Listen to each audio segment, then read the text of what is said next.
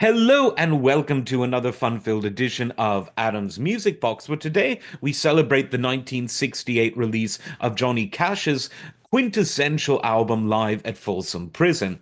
Now, Cash had long had associations with places of incarceration because, well, he had spent a few nights in them because, he had that reckless, road living, hard living lifestyle. He, of course, in the mid 50s recorded Folsom Prison Blues, a song which put the prison on the map, and Cash sort of repaid the favor by immortalizing one of his many performances at the prison on this 1968 record.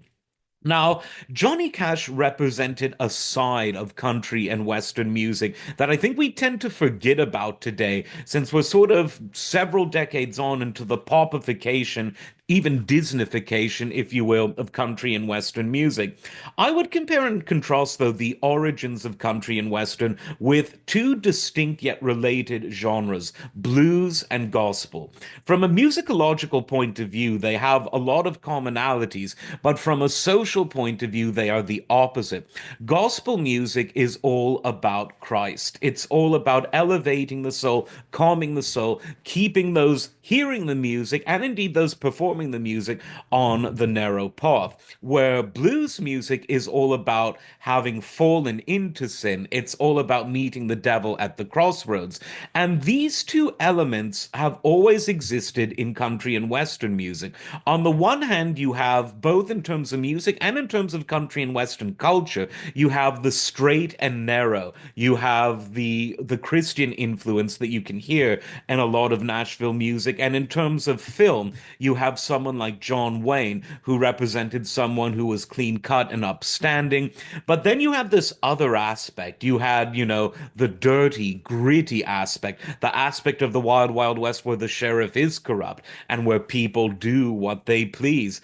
And it was this gritty nature that was brought into the 20th century that Johnny Cash was singing about. And he was living this lifestyle. He had this rough and tumble life. And I think we kind of maybe need a term for it. In the 80s, when a lot of rappers on the West Coast began talking about what was going on in their own neighborhoods, they were calling it reality rap. The industry called it gangster rap.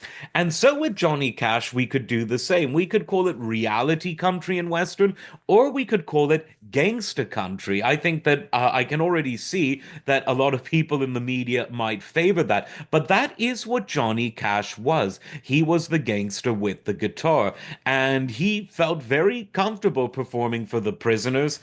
They could relate to a lot of the lyrics because he was someone who never really censored himself. He said exactly what was going on. And when you look at the songs that he performed on this album, of course, Prison Blues itself, Dark as the Dungeon, I Still Miss Someone, Cocaine Blues, The Long Black Veil. I mean, these were heady and heavy songs.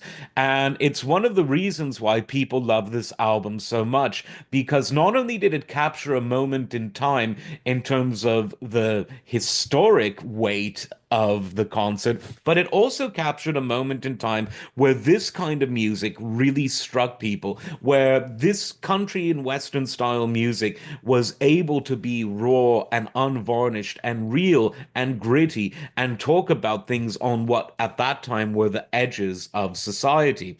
And it's kind of a shame that just as hip hop has sort of become a parody of its former self, I would say the country and Western has become a parody of its former self too. It's lost the realism, whether the clean cut realism or the nitty gritty realism of Johnny Cash. It all feels too artificial, but not on this album, which, if you haven't heard it, it's definitely a classic and you should check it out.